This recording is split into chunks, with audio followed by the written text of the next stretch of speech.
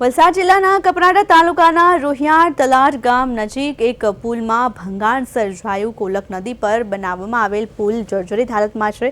પુલની આરપાર ગાબડું પડી ગયું હોવાની પુલ પરથી પસાર થતા વાહન ચાલકોમાં ભયનો માહોલ છવાયો।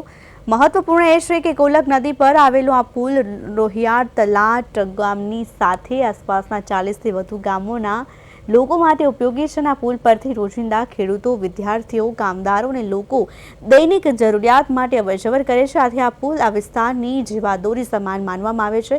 જોકે છેલ્લા કેટલાય સમયથી આ પુલ જર્જરિત થઈ ગયો છે અને પુલની આરપાર ગાબડું પડી જતા પુલના સળિયા પણ દેખાઈ રહ્યા છે। ત્યારે પુલના કામમાં ગુણવત્તા સામે સવાલો ઊભા થયા છે। આથી સ્થાનિક લોકો પુલનું તાત્કાલિક સમારકામ કરવામાં આવે તેવી માંગ ઉઠાવી રહ્યા છે।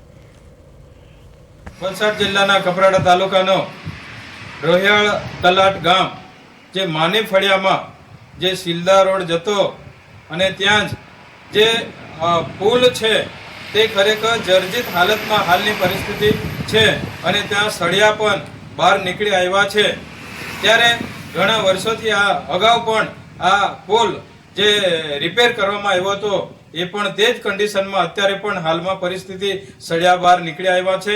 ત્યારે આ રોડ પરથી તમામ લોકો જે રોજીરોટીના માટે તથા વિદ્યાર્થીઓ માટે ભણવા માટે સાથે જે દર્દીઓ માટે પણ દવાખાને જવા કપરાડા, નાનાપોટા, ધરમપુર, વલસાડ તરફ જવા માટે પણ આ એક આશરો હોય છે અને રોજિંદા અવરજવર માટે તમામ શાળાના શિક્ષકો માટે પણ આ રસ્તાની ઉપયોગમાં આવે છે। ત્યારે આ પુલનું પણ સળિયા બહાર નીકળી આવ્યું।